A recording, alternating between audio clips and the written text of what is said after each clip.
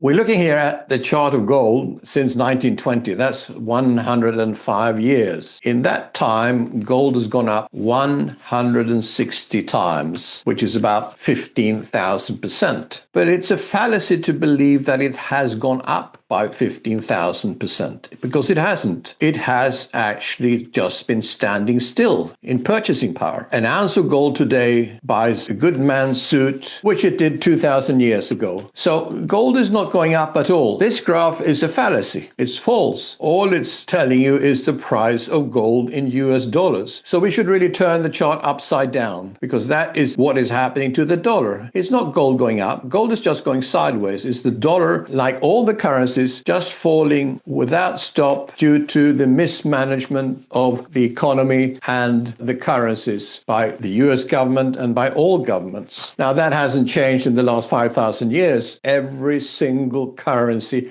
has gone to zero throughout history. Now, at this point in 2025, I think we are at the end of another monetary era. And we see that in the escalation of debt, of deficits, in the fall of the dollar, and also total chaos in the world, politically and geopolitically. Wars, useless leaders in every country, especially in the Western countries, of course. Let's look at this chart again. We had a gold standard up to 1933, and then, of course, gold was revalued and the dollar was devalued. The gold price went from just under $21 to $35 an ounce. But then the gold standard continued in some form until 1971. This was the famous time at 15th of August, 1971, when Nixon said that we are going to not let the foreigners speculate against our currency. It's not the foreigners speculating, they're the foreigners seeing that the dollar was losing value quickly, and they didn't want dollars. De Gaulle wanted gold. He asked for gold instead of dollars when US owed them money. So consequently, in 71, dollar was no longer backed by gold. So the $35 backing didn't exist anymore,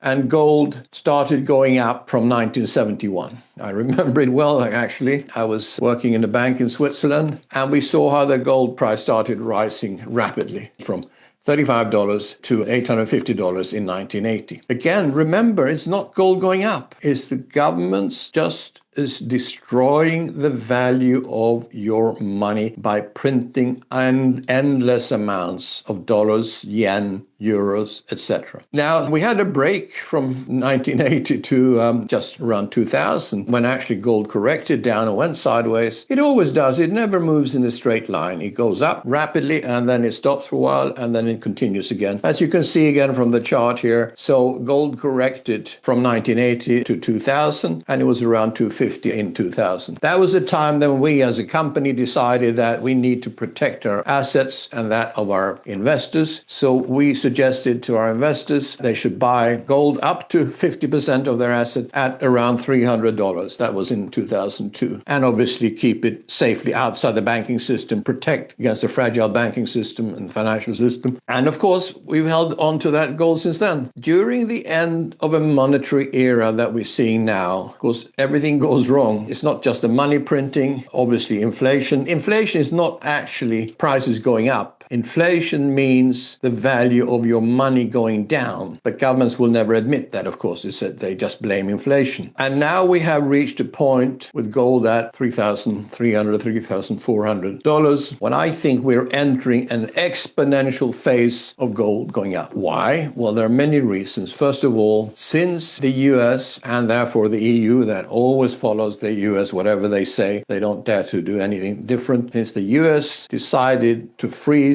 or confiscate the Russian dollar assets around the world, and Europe followed, central banks decided we are no longer going to hold our assets in US dollars because it can be confiscated by the US government. So now we're seeing a gradual shift by central banks of their reserves away from dollars into gold. That's why we're seeing continuous buying of gold by central banks. If we go back to the late 90s, every central bank sold their gold. They sold it at the bottom. The UK, Switzerland even, Canada has no gold, Norway has no gold left. They all sold it at the lowest point in the cycle. Now we're seeing mainly BRICS banks, Eastern and Southern central banks buying gold, not the Western banks, but they see what's coming. So we are going to see a major shift by central banks and therefore also by investors, institutional investors, family offices, from paper assets into real assets. And gold is going to be obviously the number one asset from the purpose of wealth preservation.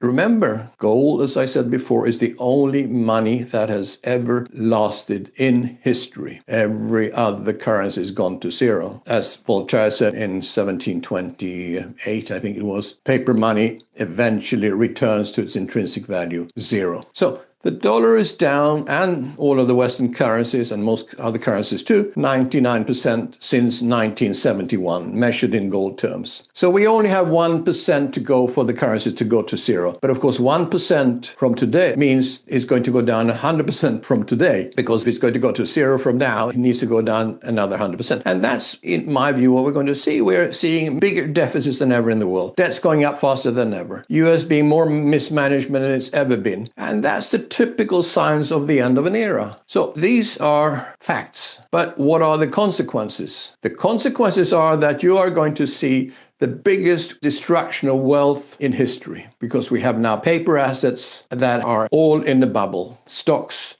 bonds, property, etc. And that means that in relation to gold, all of these assets will go down 72 to 99%. The bond market will go to zero, in my view. If they go to zero, interest rates will go to infinity, and we will have very high inflation. But at least interest rates will go back into their teens, like I remember they were in the 1970s and early 80s. And we'll have a major fall of especially the Western economies around the world. Of course, the East and the BRICS countries will suffer also, but not to the same extent, because they're more commodity-based. So for people now who want to preserve their assets, remember there is only 0.5% of world financial assets in gold today. 0.5%. Central banks hold about 36,000 tons of gold. You know, that 36,000 tons is about $3.8 trillion. The value of Microsoft, one US corporation, okay, the biggest one, is $3.8 trillion.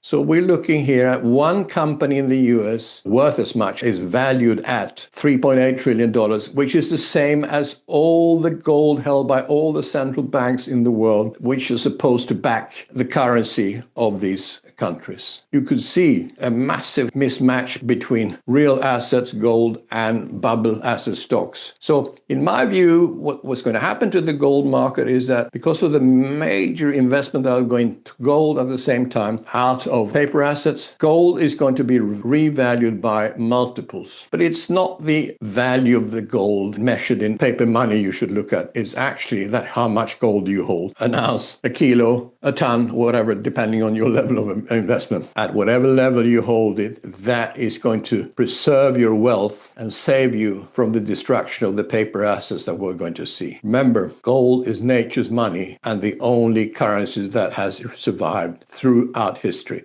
without fail.